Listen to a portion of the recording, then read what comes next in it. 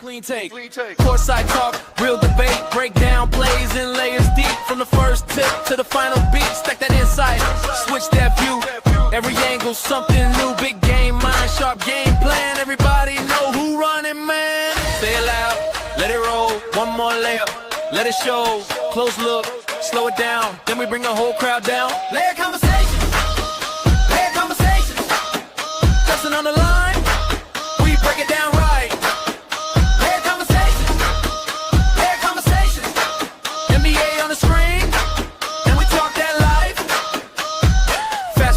No filler talk. Nice.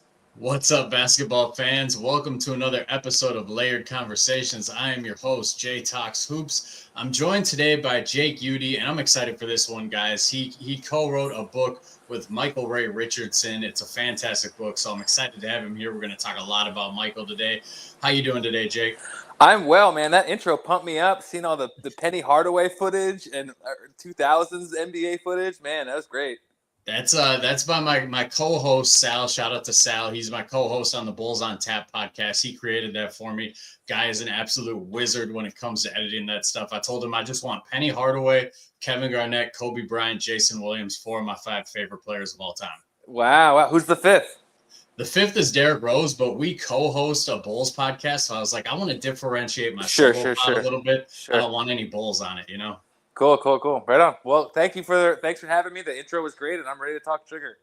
Hell yeah. So before we talk sugar, you're a great basketball mind. Like, I've read a couple of your books. I've listened to you on a couple podcasts, and anytime I have a chance to talk with a great basketball mind, we're going to talk plenty about sugar, but I just want to get your opinion because today would have been the 48th birthday of the late, great Kobe Bryant. What are your thoughts on Kobe historically? What was your kind of relationship with his career? Because for me, he's like my Jordan. I grew up with his career. I watched every moment. I loved that dude. Yeah. Well, the first thing that just jumps to mind is I remember where I was, like most people, when found out he died. I was driving back from a music festival here in the Seattle area where I live, and I just like on my phone, and I was in the car, and I was like, "What?" And other people in the car with me were like, "What? Oh my God!" So that's the first thing that jumps to mind. But, Kobe was right in my career, or that's not the right word, but in my life as like a fan, right? The big fan years of my life were probably like, right around the mid 90s until now, but I do it sort of professionally now. So I followed his whole career, and he's an amazing player. He, in the Jordan mold, in the buzzer beater shot mold, in the, Mamba mentality mold. But, Kobe had some down years too. There's some difficult years there in the middle. There was a potential trade request to Chicago and stuff. So his career is like all these people we lionize decades later. The career is more nuanced than like the picture allows. But he's one of the most important basketball players to ever live. His story is so interesting with Philadelphia and Italy and his dad and stuff. So there's a lot of apples to the Kobe tree. For sure. Definitely a one-of-a-kind player. I think if I'm not mistaken, 20 years with the Los Angeles Lakers. Do you think we'll see another player play 20 years in one uniform? I think Curry would have to make it to, 2030 season to equal where Kobe's at with the Warriors? Yeah, I think we will. I think, these things are cyclical and kind of in trends, I think. LeBron had, sort of started the trend of switching teams, or at least sort of made it super popular. And I think it'll probably go the other way. We might see A.J. DeBonsa want to play 20 years in Washington if it goes well. Dirk played a number of years, I think 21, maybe more in Dallas. And so I think we'll see it. I think it will become cool at some point. And maybe like the second apron stuff will be such a hindrance to certain things that maybe it'll push it in a certain direction. But I think we'll see it. I think if I was an NBA player, if my wishes on rubbing the genie lamp came true, I would want to play with the team for that long. It seems classy, kind of, It does. I mean, I live in Minnesota, so everybody here hopes that Anthony Edwards is going to follow that path. I think it'd be cool. I think it's good for the league. I don't mind the whole player empowerment era, but I just think it's cool when you get a Tim Duncan, Dirk Nowitzki, Kobe Bryant, those guys spending a whole career with one team. That seems cool to me. Yeah, the Hall of Fame, like what jersey will be in your Hall of Fame, that's a little overrated, but the idea of home, and I think Kevin Durant's such an interesting picture. And like I said, I live in Seattle, and I think you'd have to pick Seattle as his home, even though he only played here 1 year. Like, Is it Brooklyn? I don't know. Is it Phoenix? Is it Houston? I guess it's OKC. There's a lot of cupcake stuff coming out of OKC at one point. It's sort of Russ's team. And then it's sort of Shea. I'm convinced that when the Sonics come back, again, knock on wood, and I think the 28-29 season, that he'll be a part of that, and I think he has that in the back of his mind. And so, yeah. Were you born and raised in Seattle? Did you grow up a Sonics fan? No, I was born in Princeton, New Jersey. Okay. I don't know if you can see. I have a tattooed on my New Jersey on my arm there. And I grew up a Utah Jazz fan because I loved John Stockton for some reason. I just loved his scrappy toughness. Hey, one of the best guys of all time. But living in the city of Seattle, what's kind of the vibe like? Would they prefer an expansion team? Would they I think it'd kind of be cruel if they took another team from a city after having theirs taken from them. What's the vibe out there? The vibe from basketball fans is definitely want the Sonics back. We don't want the Kings to turn into the Sonics. Definitely don't want the Blazers to turn into the Sonics. There's a couple of teams that maybe are on the fringe of the league that could be, relocated. But as Seattle people, we don't want relocation to come here because we knew how hard it was to see relocation go outward. There's a lot of basketball fans who are pissed at the NBA and who remain pissed at the NBA. I have diehard sports friends who will scream at the top of their lungs for Mariner games and the Seahawks. But they're they give the finger to the NBA because the NBA, in their view, helped push the Sonics out. But there was just a 3-on-3 tournament a month ago where Vin Baker was here and Dale Ellis and a number of Sean Kemp was down there. I think Danny Glover of all people was down there. The actor. But so there's a giant vibe for sports in basketball here, and we really want the team back, and people are really pushing for it. But we'll see. Yeah, I can't wait to see this. I think the Sonics will come back. I think it'll be cool. I'm not sure how it works with, the logos and the uniforms and stuff, but I'm sure they'll get it back. Yeah. OKC doesn't want that stuff. They know they finagled this, and they don't want, they're not putting Gary Payton's number in the rafters. That's not how that works. So it's all waiting for, the Sonics to come back. Definitely. So we're here to talk about your book, Banned: How I Squandered an All-Star Career.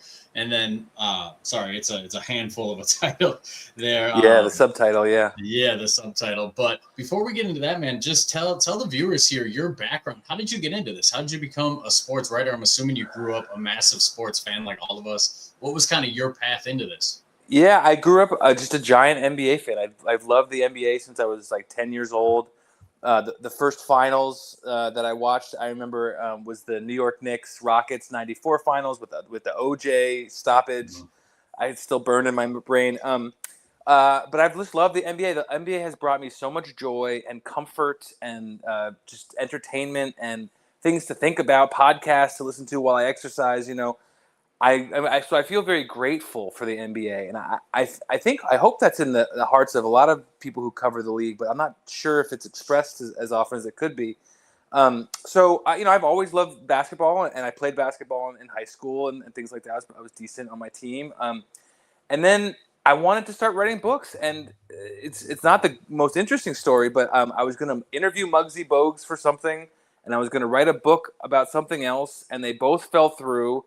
And I sort of asked Muggsy Bogues if he wanted to write a book, and he said yes. And I owe so much of my career, such as it is, to Muggsy Bogues, who's a saint to me and who I'll love forever, because he said yes, and we did the book together, and that just kind of led to project after project. And the other person I would that's on my Mount Rushmore is a guy named Earl Curitan, who I met through Muggsy, and he was a 2-time NBA champion.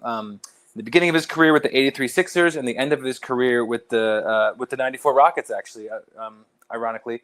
And I did a book with him, and he helped me, meet up some other people to work on articles with, and it just kind of snowballed there. What was it like doing a book with Muggsy? Because that's early on in my basketball fandom. That Hornets team that was him, Larry Johnson, Kendall Gill, Alonzo Mourning. Such a fun team. What was it like working with Muggsy? Muggsy's the best. Muggsy's the guy that everybody loves. And, I got to interview Steph Curry and talk to him about Muggsy Bogues, and because Muggsy was Steph's first favorite player. And, the one thing that Steph Curry and I have in common, there is only one thing. he had the same thought that I had when I was a kid, where it's like, I love basketball. I want to be an NBA player. You know, you're 9 years old or whatever. You're like, I just have to be 5'3". You know, Steph Curry had that thought. If I just get to 5'3", I have a chance. And I remember having that same thought, you know, 3,000 miles away or wherever. And Muggsy Bogues gave that thought to millions of people, you know, millions of kids. I just have to get to be 5'3", because that's how tall he was. But, you know, I talked to Alonzo Mourning for the book, and, you know, Alonzo tells the story. I'll never forget where he was feeling insecure because he had a little bit of a holdout at the beginning of his career, and he gets on the team plane before the first game, and the way Alonzo talks about it is that he says, Muggsy put his arm around me. And it was just an amazing image, because Muggsy's 5'3", and he's putting his arm around his 7 foot or, you know, or whatever dominant defensive center, and it made Alonzo feel good. And I think those stories sort of symbolize who Muggsy is. And Muggsy's amazing. I love that guy. Yeah, that's a book I'll have to check out for sure. Fascinating NBA career. He was with Vince Carter in Toronto too, so it's like the guy just had so many stops in the NBA. Yeah, absolutely. And he was actually shooting around in practice with Latrell Sprewell the day that Latrell and PJ Carlesimo had their thing. So he was in the intro for the book. I call him you know, the NBA's Forrest Gump, because he's kind of there for everything. That's awesome. So we're here to talk about Michael Ray Richardson, just some of my background with him. Obviously, I did not get to watch this guy play. I was born in 1989, so his career in the NBA at least was over by the time I was born. But I remember, and this is going to date me a little bit, I remember playing NBA 2K on the Sega Dreamcast back in the day, and they had the 1980s All-Stars, and I'd always pick them because you'd have like Young Jordan, Magic, Bird, you know, all the guys. But Michael Ray Richardson was on that team, and I would dominate with him. And then in the early 2000s, that documentary came out, Whatever Happened to Michael Ray Richardson, narrated by Chris Rock. I rewatched it the other day getting ready for this podcast. Still holds up. Still a fantastic documentary. Yeah. Really good. So just a guy I've always been fascinated with. And then I got your book about 2 weeks ago, I think, and I crushed it in like 3 days, man. It was Thank you. Yeah. Such a good read. So fascinating. But what was your background before doing this book? Did you have any background with I know you're from the New Jersey area. He played for the Nets. Did you have any background with him prior to writing this book? You know, the honest answer is very little. Like most basketball fans, I listened to the Bill Simmons podcast, and I would just hear him talk about occasionally, you know, just drop Michael Ray Richardson's name. It's hard for me to say. So it was just in the back of my mind, you know, Michael Ray Richardson, this all-star who had some trouble. And then as I mentioned, Earl Curitan, just randomly, he said that he was talking to Michael one day, and Michael said to him, "Oh, I wish I could do a book." And Earl was like, "Hey, Jake, you want to talk to Michael?" And I said, "Sure, it sounds great." And we talked, and we hit it off because he's a really affable, congenial, sweet, heart of a person. And we might have started working the next day. It was that quick, and it was that fluid, and it was great. I loved working with him too. Now, to get ready for this, did you end up going back and like watching game tape of him and trying to get more familiar with him as a player? Because I've seen, you know, I went through and I tried to find as much as I could. To me, this comp might be a little out there, but he kind of seems like an 80s version of LaMelo Ball, where he was a big physical guard. He could see over everybody. He was 6'5", and he had sneaky court vision too. Like maybe LaMelo is more gifted naturally as a passer, and Michael is more gifted naturally as a scorer. But I kind of see similarities in their game. Yeah, I think that's a good one. I believe Michael always thought that Russell Westbrook was sort of his like 2.0 version. You know, Russell's not the greatest shooter in the world, although Michael could shoot a little bit, but super fast, super athletic, good defender, you know, would jump in passing lanes and get a lot of steals. Michael led the league in steals, I think, either once or 3 times. I forget. Or once maybe, and then he assists 3 times. It's all blurring together now. But so that's how I think the comp he had. But yeah, you're absolutely right. You know, and LaMelo Ball, maybe not the sort of slasher that Michael was, but certainly a big guy, certainly a ball handler who had some good court vision. And of course, you know, he would always talk about his relationship to Magic Johnson because they shared a college coach, him and Michael, him and Magic and Michael. And Michael came in earlier than Magic, and he was sort of the first big guard. You know, you had the great images of Penny Hardaway on your intro there, and so maybe that's another decent comp too, because that's another, you know, big point guard, and Michael was, you know, the original version, you know, maybe the beta version right before Magic came in. Sure. Yeah, that's in that documentary, they make several references to, like, I think they get Magic saying, like, whenever I played Michael, he was going right at me. There's a great Isaiah quote where Isaiah said that was the only guy he was scared to guard in the NBA because he would always bust his ass. So for people out there who aren't as familiar with him, can you kind of contextualize where he ranked in the NBA when he was at his peak? Because he really was like a phenomenal top 10, top 15 talent. Yeah, I mean, he was a consistent all-star. He was an all-star in his second year, and that year he led the league in steals and assists in the same year, and which I think he was maybe only the second person to do that in history at the time, since it's been done by like people like John Stockton and Chris Paul. But so that was him. You know, he was fearsome. He was big. He was all muscle. He was quick. I think the one deficiency he had maybe was that he wasn't a knockdown three-pointer, but people weren't really shooting threes all that much back in the day. And then, of course, you know, sort of tragedy struck, and it was sad. You know, he ended up being a 4-time All-Star. He could have been a 10-time All-Star. I think right as he was peaking is when, you know, things went bad for him and he made some bad decisions. But, you know, and even when he was on drugs, as we'll talk about, like, he was still making All-Star teams and leading the league in different categories. So, you know, I don't think he would have been Magic Johnson. You know, I don't think he's taken home 5 titles, but he beat the defending champs in 1984, Julius Erving. So he could have been really good. He would have been a Hall of Famer. Let's put it that way. I feel confident in saying he would have been a Hall of Famer if he had not gone down some difficult roads. So he had such a great peak. And you referenced, you know, the Bill Simmons podcast. I appreciate that shout out. That's one of my favorite listens because he's one of the guys you can tell he loves the game of basketball. Like some of those guys, you're like, do you even like basketball? And you talk about it so much, but I never worry about that with Bill. But you said, you know, he'll mention him and you'll see him mentioned some other times too. But largely, he kind of feels like he's been forgotten. Now, whether that's just because of the drug thing or you'd actually think that would make him a little more infamous and maybe not forgotten. But why do you think he's been forgotten? Because when we talk about the guards from the 80s, it's always Magic, it's Isaiah, it's Michael, you know, but very rarely does Michael Ray Richardson get brought up.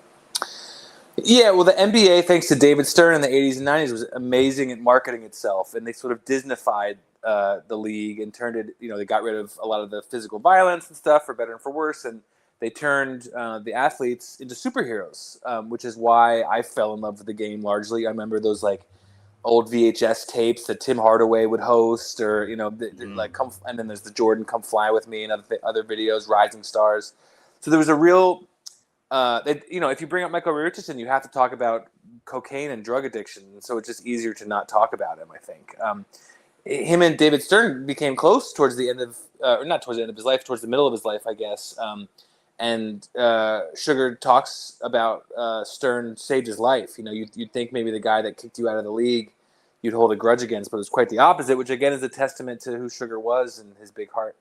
But I just think it's hard, and I agree. Like, I didn't, you know, in 1992 or 93, I wasn't hearing about this amazing, you know, slashing guard who was a 4-time All-Star and beat Dr. J. You know, it just kind of, sadly, or for whatever reason, gets a little bit swept under the rug because the league wants to focus on positive things. That's my guess.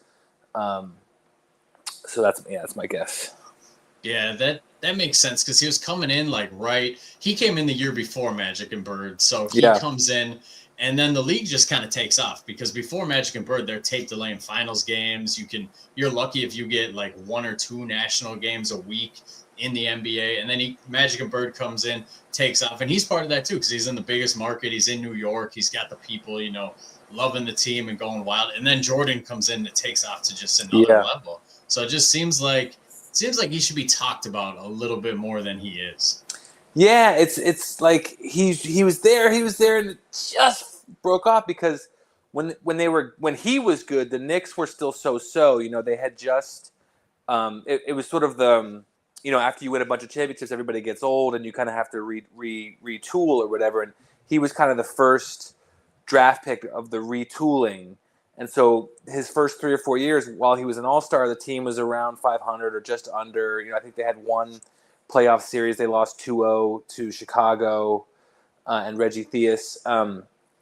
So everything was there, but the story, you know, like it was, he's changing the Knicks. No, he's this amazing player that you should be a role model. No, you know, so there was always a but, sadly, in the early years, even though he was this incandescent, Russell Westbrook talent.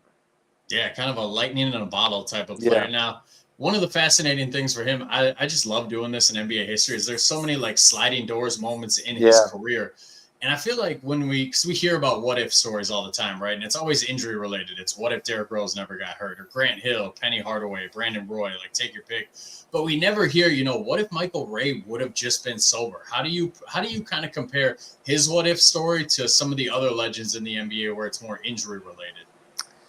Yeah, well, there's the whole era, right? There's like Roy Tarpley and a whole, and before him Marvin Barnes, and there's this whole era of kind of lost talent, and the NBA suffered as a result. A lot of the players didn't live up to what they could have because they succumbed to drug addiction in a time when people didn't understand drugs.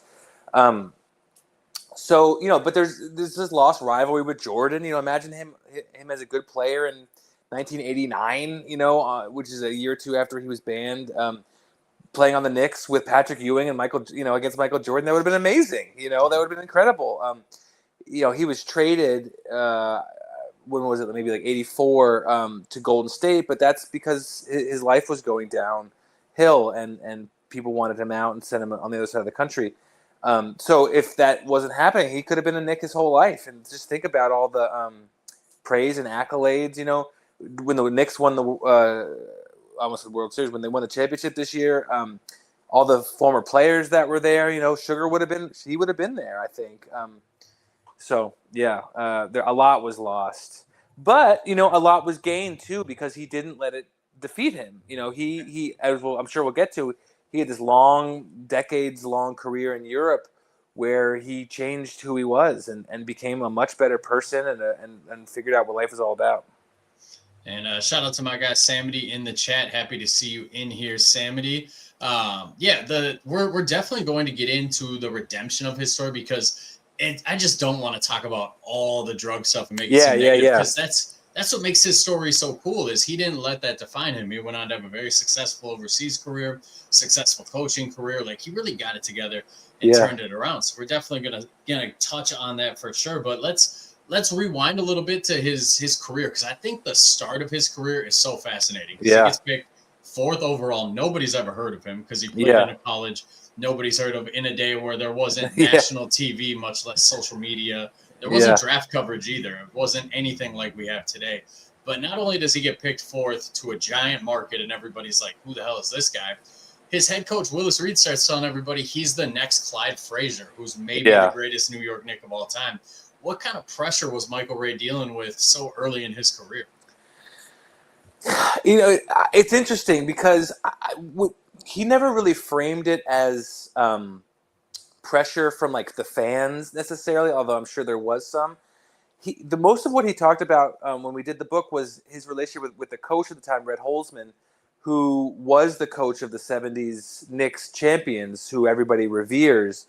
And he was kind of on fumes, in the late 70s into the 80s. And so, Willis Reed is his coach when he's drafted, but Willis is fired like 10 days into Sugar's career, and Red replaces him. And so a lot of it was trying to get on the same page with Red. Red didn't want to play young guards, so Sugar played 72 games his rookie season, but he only started 5, and he played 15 minutes a game, and scored 5 or 6 points or whatever it was, and it was so. And then Red let go of his old rule of I don't play young guards, and Sugar flourished, and he was right before the season started. Red gave him the keys to the car, so to speak, and Sugar scored 15 points. I'm looking at the stats here: 3.2 steals, 10.1 assists. Was an all-star. Was on the all-defensive first team and led the league in assists and steals. So once he got with Red, it was all good, and I think it was just like let's build the team up from here. Let's go, and it was working kind of slowly. Sugar was great, and then New York and bad influences derailed everything. Now, I listened to you guys on a podcast, and he said he didn't think that being in New York necessarily was the reason for, the substance abuse. He kind of thinks that would have happened no matter where he went. Do you personally agree with that? I mean, I'm just thinking like the 1980s New York, the cocaine capital of the world. It had to have been a lot. I don't think. Yeah, I think when people talk about New York and like the influence of drugs, I think they're like, okay, here's this guy from Denver. He played in Montana, and then he ends up in New York, and like he's never seen a place without grass before, and so this big city is probably confusing for this smaller town guy, and he turned to drugs. So I don't think it was that. I don't think he was like, oh my God, how do I live my life? So I don't think New York contributed in that way. I do think that just the presence, it was just around more in New York than it would be in South Carolina or wherever. Is my guess. I don't know what the cocaine scene was like in these various places, but just New York City, it has to have had more cocaine per person than any place like in the world, in America. So it was just around, and so he told me that he did it first at a little house party or a little apartment party, and some guy was kind of peer pressuring him, and he kept saying no, and finally said yes.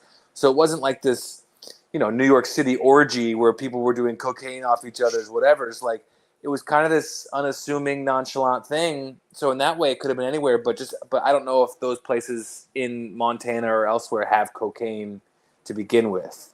So does that make sense? Like there was so much of it in New York, but I don't think like the pressures of New York got to him, if that makes sense. Right.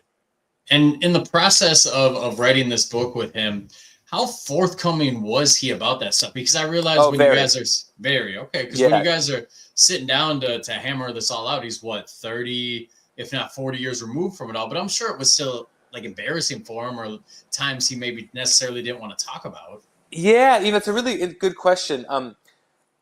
From the sense that I get from people who are really in recovery from drug addiction is that it's almost like a movie in the past a little bit. Like you don't, because I agree with you. Like I was like, if you don't mind me asking, Mr. Richardson, like there was times where I felt very uncomfortable going into detail because it's embarrassing, as you say, or personal or whatever. But I think there's a sense of like he wanted, if other people would read this and hear his story and find out, how not to behave, but he maybe he hid something from me that I don't know about or whatever. But in general, he was very forthcoming and open about it because it's in his past, when he got over it, I guess.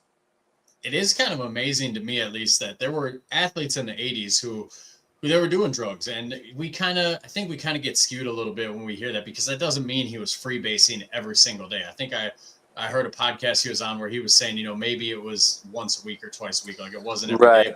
But these guys were still going out and performing. Like Lawrence Taylor is a great example. That guy was on cocaine like his whole NFL career and greatest linebacker in NFL history. How impressive is it that Michael Ray was able to still play the way he played in spite of doing what he was doing off the court?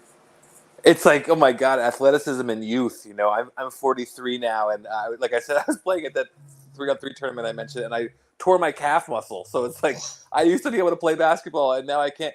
So I think there's some part of that. You'll see if you look at his stats, like his first, 4 or 5 years are excellent, and then things start to drop off a little bit. So I think when he was in his early 20s, you can wake up hungover a lot easier and recover. But as soon as you get into the mid or late 20s, or dare I say 30s, that stuff doesn't work anymore. So I think, it took a lot more time, a lot more effort to recover, and so he didn't. But yeah, Michael's sense that I got was he wasn't doing it every day, but when he did it, it was just kind of like everything else stopped. So it was like as soon as it started, it was like a 24, 48 hour binge or something. Like there was no controlling it once it got going, but it wasn't an everyday thing. So he's with the Knicks. I think he made it 4 years there before it all reached its breaking point, where it was probably just best for both sides. And I think it's fascinating. He was traded for Bernard King, and Bernard King is another guy. Like he had his own drug problems, and he was able to rehab his career in his own way. But that's just fascinating to me that two beloved Knicks were just traded for each other like that. And Bernard King has his own legendary Knicks career, and it's a little bit of another reason why people don't talk about Michael Ray is because people love Bernard King, so they're happy Bernard King was in their life, and but yeah, I wish like the two of them could have played together too. That's another thing. But yeah, they were traded. He went to Golden State for a very brief time, and that was like that was the darkest it got. That was like he wasn't playing hardly at all, and he was definitely on drugs a lot of time in like the Bay Area. It was a lot easier for him to get drugs apparently. And then he was traded back to the East Coast within months, amazingly, and still led the league in steals that year, and went to the Nets where he was again really good. The Golden State part, when I was reading that part of the book and then revisiting that documentary, that part's kind of fascinating to me in the scope of how we cover sports today, because he gets traded. He says he doesn't want to report. The coach, Al Attles was his name? Yeah. Mm-hmm. He flies out and basically begs him to join the team. And then 2 or 3 months later, he's like, that was the worst decision I could have made. I never should have done this. Yeah. That just would have been covered. Can you imagine how that would have been covered in today's sports landscape? I know. All this stuff is like, reading about this stuff, writing about it, or like even like watching a movie. Like you ever put on Netflix and then a movie from like 1980s, and you're like, oh my god, like things were so different. We had such a different like sensibility. There's all these movies of like the Back to the Future. Sorry, I'm going off a tangent. Where Doc Brown's hanging out with like a 14-year-old kid, like Marty McFly, and it was like just so normal. Yes, things were very, very different back then versus now, and the available coverage just wasn't there, and probably the appetite for sports just wasn't there because, it was just different. I don't know why. It's funny you bring up the Back to the Future thing, because I was rewatching Karate Kid the other day, and I had a very similar thought where I was like, wait, nobody's questioning that this like 15-year-old just only wants to hang out with like the janitor of his building all the time. That's not weird to anybody. It wasn't weird to me either watching. I was like, oh, that sounds cool, whatever. Yeah. And like, but if I have a daughter, and if that would not happen now. No. So he's in Golden State very, very briefly. When he talked about the time in Golden State, like how did he talk about it? Did he talk about it from a place of regret, or is it something where like he's more mad at the organization and how they handled it? Like how does he talk about it? I just regret, just like he should have been better. He didn't want to go there, and I think he got injured early on in the season, and so he was out. He couldn't practice or play, and so you're just sitting in a hotel. You're unhappy. You don't want to be there. You're 3,000 miles from where your home was recently. So I think it was just very, very regrettable. And he had a lot of gripes. As people talk about Hubie Brown, as this deified person, and I have nothing against him, but Sugar did not like him because they butted heads on the court. Hubie Brown came in after Red Holtzman, and Hubie, I think, traded him. It was pretty much responsible for trading him, and didn't handle it very well. Kind of told Sugar after a road trip, after Sugar had traveled to the road trip, and said, actually, don't get off the bus. We traded you. And so Sugar had to just go back. So I think there was a lot of bad taste in his mouth, and he didn't want to be there, and there was a lot of drugs, and he had already started taking drugs, and so it's just kind of a downward spiral. That's like the darkest point, or like one of the two maybe darkest points in his life. So then he gets traded back to the East Coast, back to the New Jersey Nets, and kind of revitalized his career. It's interesting because Larry Brown was his coach, and Larry Brown, he's been in the NBA forever, just in basketball forever. And he had a really interesting quote in that documentary where he said, the first year I was amazed at what he couldn't do anymore, and then he came back the next year and I was amazed at what he could do. So was it just getting traded back to the Nets? Did that jumpstart him back on the East Coast, or did he kind of realize this was maybe his last chance? I think both, yeah.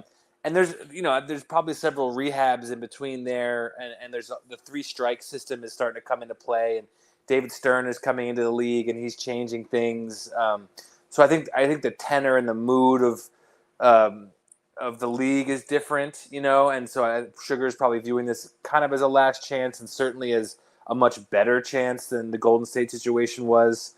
And he's back home in the New York, New Jersey area where he'd been for the first 4 or 5 years of his career, and so yeah, and he had good teammates too. Daryl Dawkins and Otis. Otis Birdsong, who was like his best friend. So there was a lot to like about being home in New Jersey.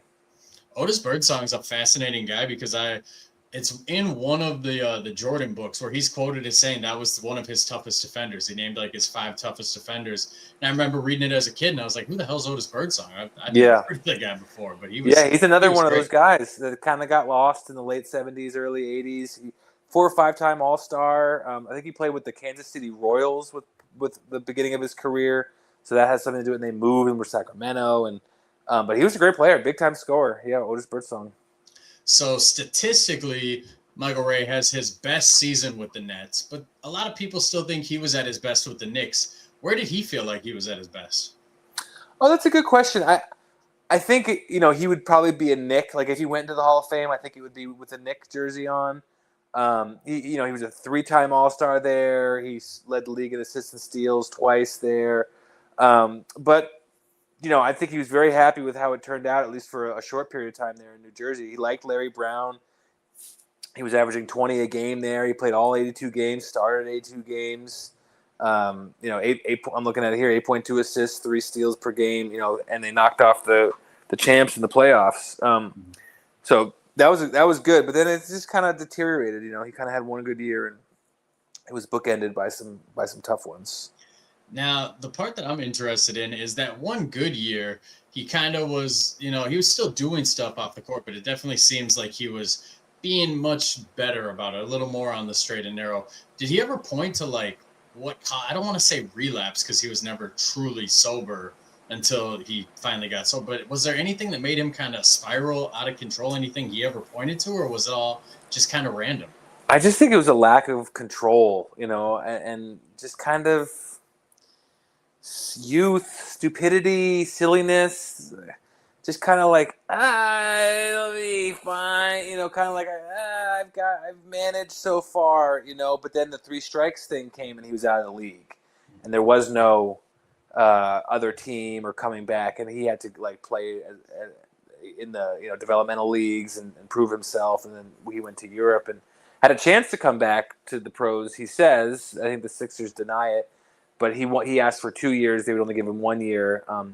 They reached out to him after someone got injured early in the season for Philadelphia, around 88, 89 or something like that. But yeah, I think the relapses just came because he was kind of just being silly and stupid. Just it's no big thing, just a lot of little things. And then he was out. Now, did he ever feel, and maybe he didn't talk about this, but did he ever feel like he was targeted in a way or made a scapegoat? Because when you look at the timing of it, in The Last Dance, Jordan talks about how all his teammates when he first got drafted just wanted to get drunk, wanted to get high. He didn't want to do any of that. And then Michael gets banished only a couple months after Len Bias dies, which seems like this fork in the road moment for the NBA. Yeah. When it came to drug use. Does he feel like he was unfairly scapegoated for some of this stuff, that maybe it was a little overreaction on the league's part? That's a good question. I don't think he ever felt anything unfair about it, but I do think he was kind of the perfect fall guy because he was big name, he was flashy, he wasn't on a championship team, and people kind of knew of his reputation because he'd kind of gotten into things here and there. So he was big enough his absence would scare people, but it wasn't, not to say these people were doing drugs, but he wasn't Patrick Ewing, Michael Jordan, or anything like that. So his absence wasn't going to change the fortunes of the NBA, but it would be a big enough statement to cause a stir. That being said, he was the one that failed the test.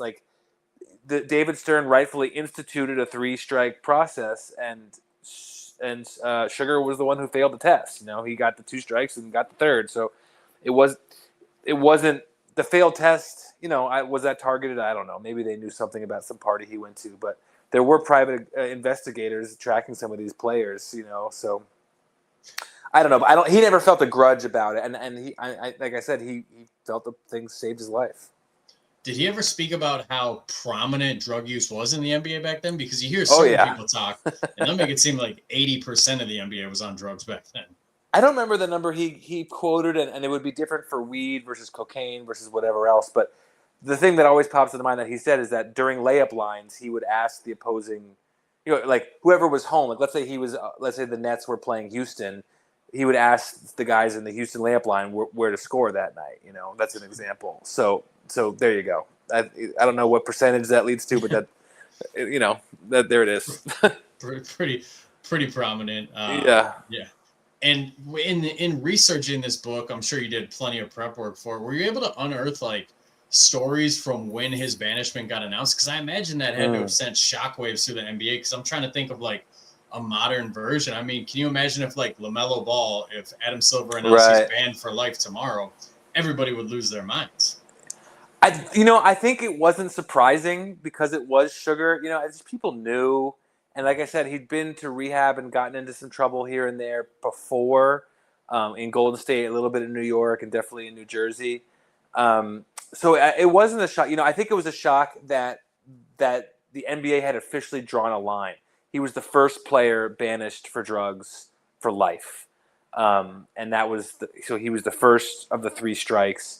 And, lots of people did drugs. I'm sure the NBA asked him who else he could name. He never named.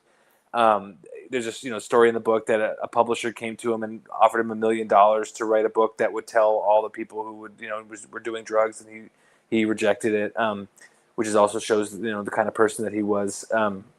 But so I don't think there was a shock that it was Sugar. I think there was probably like oh yeah, it was Sugar. But I think the line that the league drew was shocking because it was the first time that there was a line, and in the wake of Lynn Bias, as you say, like that's a real 1-2 punch. And when it happened, did he think his career was over? Did he take them at face value, like I'm banned for life, or was he a little defiant about it? Was he like, "Oh, you guys are bluffing. I'll be back in a year or 2"? Definitely defiant. I'm sure there was a sense that it wasn't actually going to be for life, and he right away he went into the the developmental leagues to Albany and things like that.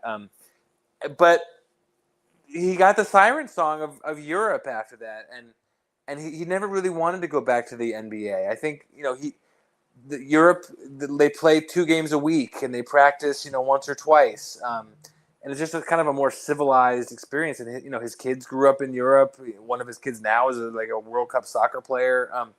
So I think it's like you kind of realize. It's like people who grew up in New York City but move and want to live, in South Carolina or wherever. You kind of, this place isn't for me. I think there was some of that, and it's potential that the pressures and the rigors of the league led to his drug use, indirectly. If you think about it, there weren't charter planes. The planes that after away games you left in the morning, so you get done with the game and do press after it's 11 o'clock. What, are you going to go to bed right away? No, you're going to be up for 5 hours because your heart rate's going nuts. And so you're going to party. You're going to do drugs, and that's why these planes, the teams leave after the game. They don't stick around and let the players, kind of like have free will what they're going to do that night. It sounds weird, but I'm sure that's part of it. Let's get out of here, sleep on the plane. Let's get to the next destination. Let's not encourage downtime at night, in an era where drugs are everywhere. What the hell that's just bad planning. So anyway, I think there was a lot of things that had to change.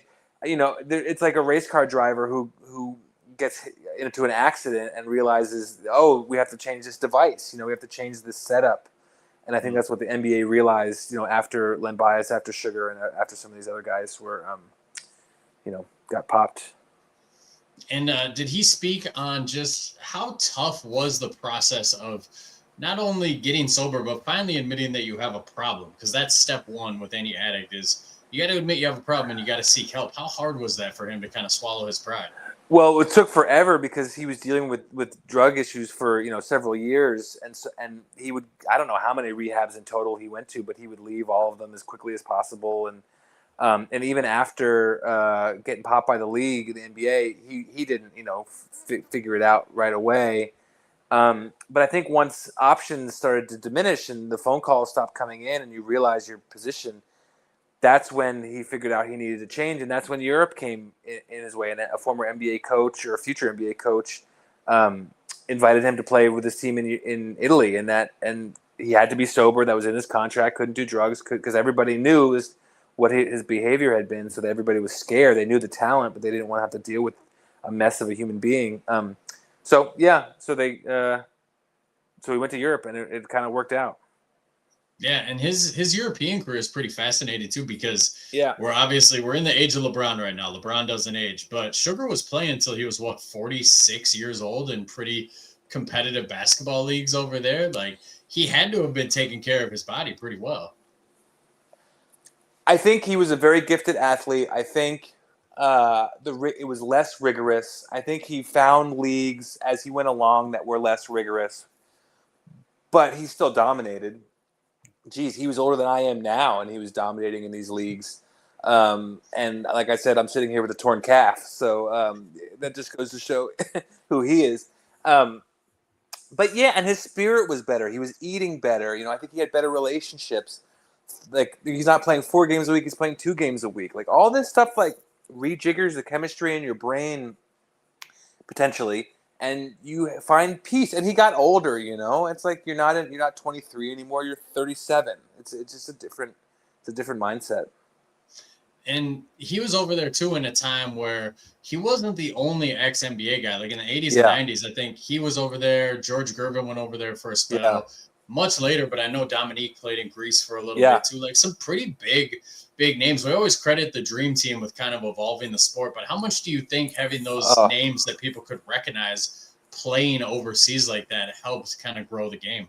This is like one of my favorite topics, and one of like the slept on topics of NBA like journalism or discourse is the NBA players who went to Europe previous to the Dream Team. People, like you said, talk about the Dream Team, but they had to have teams to play against. And so how did these teams, how did Flavia or whoever get good? They played against other NBA players who went over at the ends of their careers. And Earl Curitan, who I mentioned, is a big person for that. And a guy like Bob McAdoo, who was a former MVP and multi-time scoring leader in the NBA, and he won a couple championships with the Lakers in the 80s as a bench player, and he spent 6, 8, 10 years, something like that, in Italy, playing and winning trophies and just kind of wowing the fans there, and that's how talent grew in the 70s and 80s and early 90s overseas. So I love that. So Sugar was a huge part of it, developing basketball in Italy and France. He was a big name in France too, and that's the biggest international country right now for basketball, probably. Did he ever intersect with some of the prominent, European players of that time, like Sabonis or Petrovic or Kukoc or any of those guys, Vlade Divac? That's a good question. I don't think so, because they were in different areas, and he wasn't on any like FIBA or Olympic teams, because he wasn't a citizen of any other country. He was just a citizen of America. And they were like in the Baltic countries. So that none of the stories that we talked about, that stuff came up. Some NBA players like Bob McAdoo and Earl and I think even maybe Michael Cooper, people like that, but none of the future foreign pros that I know of. Did he have any stories of like a European player that took him by surprise that kind of busted his ass that he wasn't expecting, or was it pretty easy for him over there? He would never. It was the other way around. Yeah. He busted everybody else's ass. Yeah. That's why you got to love these athletes. Like the ego. That's why we love these guys. So yeah, that's kind of like where his life turns into more of a redemption story, because I thought one of the coolest pieces of the book, you guys go deeper into the book too, but the documentary touched on it too, is the NBA was overseas. I forget for what exactly, but he just walked up to David Stern, and David Stern in that documentary, he's like, I was kind of worried that the guy hated me, but right. He thanked him and, kind of showed the growth that he came through. So let's talk about a little bit about how much he kind of redeemed himself in Europe and turned over a new leaf. Sugar's life could have gone in so many different directions, from birth, really, and it took him to the NBA, and it took him to become an all-star, and I would say a Knick legend, certainly in the conversation. But he's people, even like a few years before he died, he took a trip to Italy, and there was a stadium packed with people. I don't know if it was 5,000, 15,000 people, but there was a ton of people there. Sugar. It's probably on YouTube. He sent me the video. So he became a man and a good person in overseas. And I think, one of the measures of a human being is, how does your family remember you? And his kids love him. They would talk every day on the phone. I think he was 4 children. Like I said, one of them's a professional soccer player in overseas, and they would talk. Another one's a doctor. Like, they're all very successful, and they would talk all the time. And if you're a drug addict, if you're a loser, if you're a bad person, like, that's not how your family treats you or remembers you or responds to you. So he grew up and developed and figured it out, and was just a great man and human being till his dying day. Him and Otis Birdsong held a free camp for youth for people who couldn't afford it. And it was a basketball camp, coached by 2 NBA players, and they would go around the country and just host that. And that's who he was. Yeah. Yeah, that's amazing. That speaks to the Yeah. type of person that he was. And that's how you kind of know, too, like, there was a genuine person. I think that's a big misconception of drug addicts. Yes. People think they're terrible people, but I've never heard anybody say anything bad about Michael Ray. Like, everybody speaks very glowingly of him. Yeah, he wasn't like, hey, come on, let's go, like, fucking shoot up or whatever. Like, it wasn't about other people. He wasn't trying to peer pressure. He just had an issue that he couldn't solve, and it dragged his career down, but it didn't drag him down. And in fact, it probably, elucidated something about who he was and allowed for some growth. But he could have died. He could have gone over the edge, but he never did, thank God. And he maintained there's people. He's deserving of being in the Hall of Fame because of his international career, along with his NBA career. They never will put him in there because they don't want to talk about this story, and that's what you do to yourself when you go to these extremes. But he's deserving, and he's as talented as anybody, generally from the 80s, certainly. So, and that was the greatest part about doing the book, is seeing the person. It wasn't like a book for hire, write this thing to make me look good. It was just, this guy was great. We talked often, weekly, if not, several times a week, and he was always happy, and he was good mood, and that's what you remember. You remember the feeling a person gives you, and he was able to give a good feeling to lots of people. So he played well into his mid-40s, which astounded me. I play pickup twice a week. I'm about to turn 37 years old, and my body breaks. Like, my wife jokes. Enjoy it while you can. Yeah. Yeah. My wife is like, you have to quit playing. Like, you get hurt every time. I'm like, no, I don't. I'm not going to stop till the wheels fall off. But what made him finally decide to hang the sneakers up? It's a good question. I think he had probably gotten to the end of his rope. I'm sure he had offers to play, but those offers were probably to, like, have the legend play, with the team. I'm sure he was like, I could still bust these people's ass, but I think the average went from 25 down to 10 points a game, and you just get a little bit older. And then family came into play too. He wanted to spend time with his kids and eventually his grandkids. But I think it was just time. He probably could have stuck on as the ceremonial player, but you don't want to do that for too long. And then he comes back to the United States, gets into coaching. But before he gets into coaching, he actually had a role with the Denver Nuggets, which I found fascinating, that a guy who got banned from the NBA was able to get back into the NBA in a sense. And I believe he was an ambassador for them, if I'm not mistaken. But yeah. Did he have any other NBA opportunities, or were they kind of scared by his past? No, not scared by his past. Oh, I don't think the league was scared by his past. I think when a team or something like that has to make a hire and announce it, it invites the type of scrutiny that you just don't want. So if a team hired him to be an assistant coach, for example, which he was deserving of, they'd have to go through the whole rigmarole of answering these questions and diving back into 40 years ago and blah, blah, blah. So that's probably why that never happened. But he was from Denver. He spent a lot of time in Denver, and he used to play like pickup and stuff like that with the old Denver Rockets, who were in the ABA. And so that's why I think Denver brought him in. The Nuggets brought him in because he had ties to the city. And he's such a beloved guy, and he could talk with the best of them. Like if you put him in a room with a season ticket holder, like he'll chat him up in a really great way. But yeah, and then he went to coaching and won more championships to add to his European championships in all these developmental leagues, hoping that I think could be an assistant coach or something like that down the line, but just never worked out. And how much did he love coaching? Because based on what I read and based on the podcast clips that I listened to, he seemed to genuinely, like, it kind of filled like a void for him of not being able to play anymore. Yeah, he's one of those guys that liked like player development, and loved to win, very competitive. But he wanted to, he loved to see a guy come in and get better, and that he could coach him up and help him win, and that Sugar could sort of see the big picture and put all the chess pieces together to win. And from what his record, he was very successful. Some of these developmental leagues started to fold along the way, and it got fewer and fewer teams. But he won. I think it was 5. Was it 5 championships? As a coach in various leagues, including what was once the G League. So yeah. And he was with the CBA, and then I believe they called it the D League. It was supposed to stand for Developmental League back then, right? Yeah, yeah. Were there NBA players that he crossed paths with along that time? Yeah, I'm trying to remember who, but people, like they come in and out. I think maybe Rick Mahorn might have been involved. I think Dennis Rodman was there for like a game, maybe.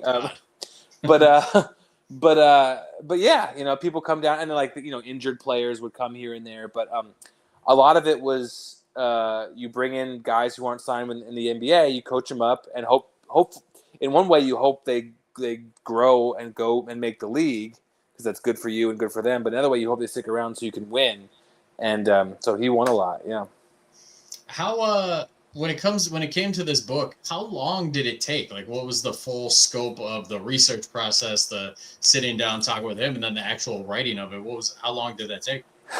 I work pretty fast for me. I don't know. Maybe it took 6 months all in all. I mean, it depends if you count the editing and all that stuff, getting pictures and all those things.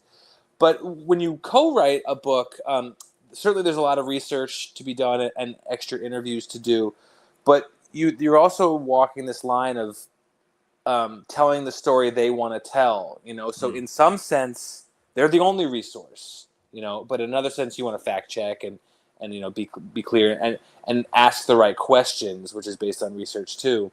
But it's a little bit of a fine line from because you don't want to go into super detail that interests you because it's in their voice. It's a first person voice and what he would say in the story he wants to tell about his own life. So it's a little bit of a balancing act there, but certainly there's lots of research and lots of interviews that goes into it. But he and I talked, weekly, if not bi-weekly, several times a week for months. So that there's a lot of hours of that. What was the most challenging part of writing the book?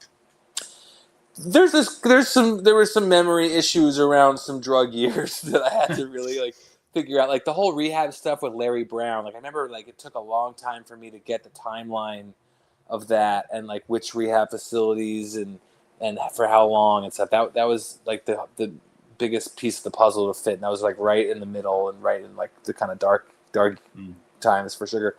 And then there's a little bit of the European research stuff was a little bit hard, but not too bad. And I was able to talk to some of his coaches on who he played for, and so that livened it up a little, including the story where Sugar hits one of his teammates over the head with a Gatorade bottle and smashes on him. So never did get too docile in Europe. There was still some energy. Back when Gatorade was made out of glass bottles. I know. I'll maintain it tasted better then. Yeah, but Sugar's probably the reason why it it changed. Is there anybody you really wanted to talk to for this book, but either they had passed or you just couldn't quite nail them down to talk to them? That's a good question. I wanted to connect with Larry Brown. That didn't work out. And Daryl Dawkins would have been great, but Daryl passed away, 20 years ago.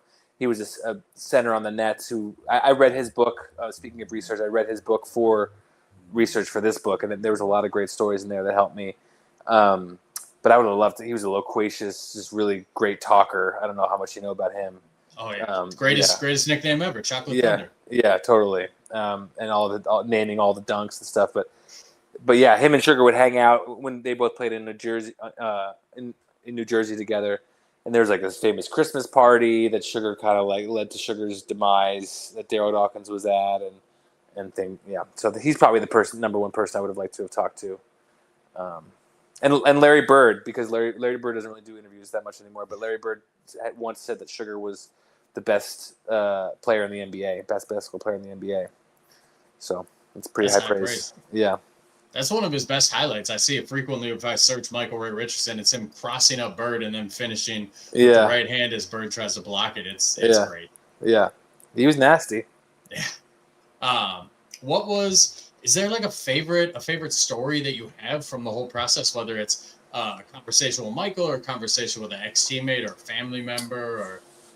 That's a good question. I don't know if I have a story. Maybe if I went back and read the book, went through my notes, and something would jump out at me. But I think of the interview I did with Otis Birdsong, and just you can sense it in the subtext when you talk to people, the sort of the kindness and the reverence they have for a human being, and it's one thing to hear that in someone's voice about another person, but it's another thing to hear that in someone's voice about another person who was famously, a drug addict and banned from the NBA for drugs. Because the assumption that we want to have is that that person's kind of a nonsense person, but it turned out quite the opposite, as I said a couple times already. So, thinking about writing the book, I think of Otis Birdsong talking, or I think about Sugar's kids telling me about stories, and just that loving feeling and you have about somebody, and hearing that in their voices about him. I think that's what sticks out more than anything. I mean, there are other stories about like him and being in like Studio 54 or buying drugs. Like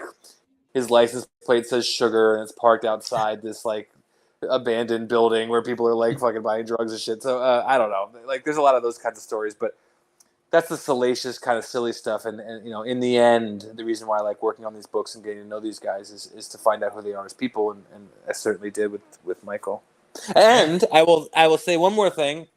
I think I'm very happy that you'll find his name on Basketball Reference and on Wikipedia as Michael now. For so long it was EAL, and he's dispelled that rumor or with that spelling in our book, and so now you'll find it properly spelled, and that makes me feel good.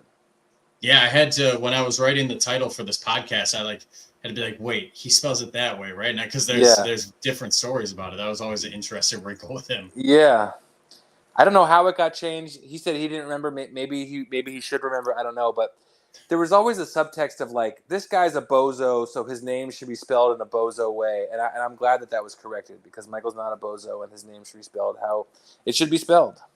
Yeah, he's, from what I listened to in different interviews with him and reading the book and everything, he seemed like a pretty, soft-spoken is not the right word, but just like a kind, gentle. Gentle. Yes, that's a much better word for it. Yeah.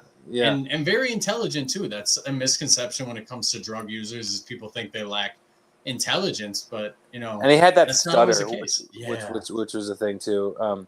That was another thing he had to get over as a young person. He had a very, very thick stutter. Anybody who does research on it, we'll hear him talk. And it's funny, he said when he played it overseas and he spoke different languages, he didn't stutter in those languages. So, which is really interesting. So that is interesting. Yeah. So last question about Michael Ray here.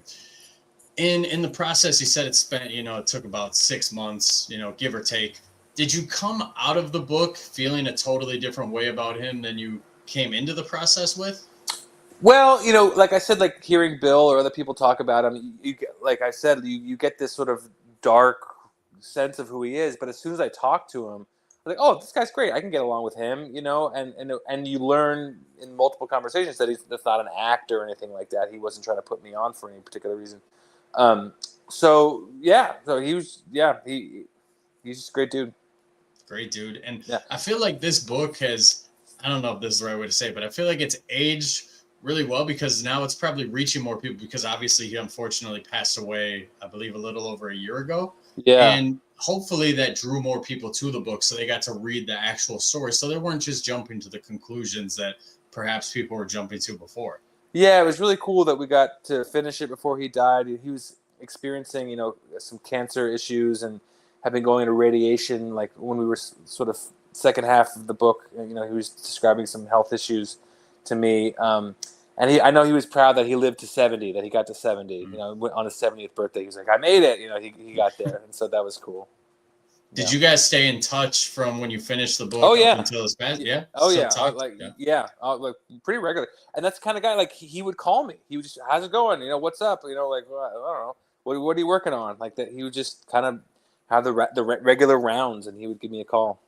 Yeah. Was he a typical guy from the past generation where it was always a phone call, or would he text you? Oh, too? yeah. The older people in my life, they will not text me. They just call me, and I'm like, guys, we can text now. I know. Him and Earl would call me all the time too, and it was like my wife and I would joke, oh, your girlfriend's on the phone or something, but I loved it. And Earl passed away too, and I miss him very dearly. And sometimes I wish that my phone would ring and it would have his name on there, but. Yeah, they loved calling, and I loved answering. I was very grateful to have these dudes in my life and to be able to talk to them and bounce idea stuff and get quotes for articles and things. It was just A+. Yeah. And so if you guys have not read the book, do yourselves a favor, go out, find a copy of it, Barnes & Noble, Half Price Books, whatever your bookstore is, go out, find a copy of it. What's next for you? Is there an athlete that you kind of penciled in? You're like, I want to write about this guy, or what's coming down the pipe for you?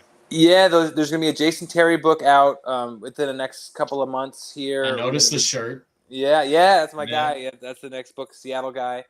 And then I have some emails out and trying to figure out the next book, but nothing's quite set in stone just yet. But there's like 5 things in the air that I'm like waiting to solidify, which is taking too long. But but Jason Terry's the next thing that's definitely going to be out.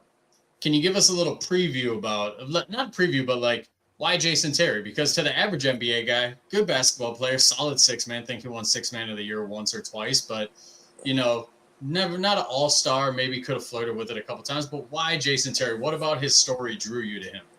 Yeah, he's from Seattle, so I just have an affinity for Seattle and Seattle basketball because there's such a rich history here. So he was a 2-time high school state champion here, so I got to dive into that, which is really cool. And he's a winner. He won 2 state championships in high school. He won in Arizona, and he won a very famous championship in Dallas. With teammates with Dirk Nowitzki.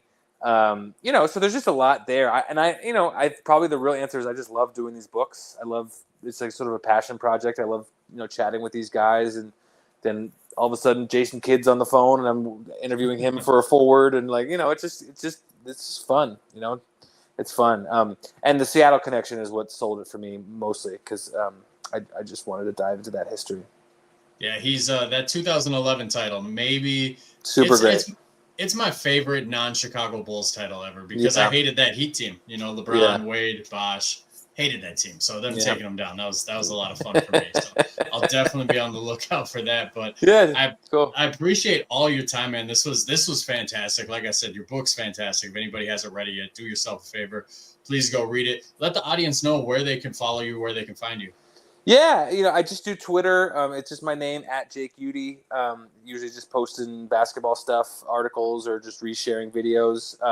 I appreciate you having me on. I appreciate you caring about Sugar, man. Thanks for getting the book and for reading it.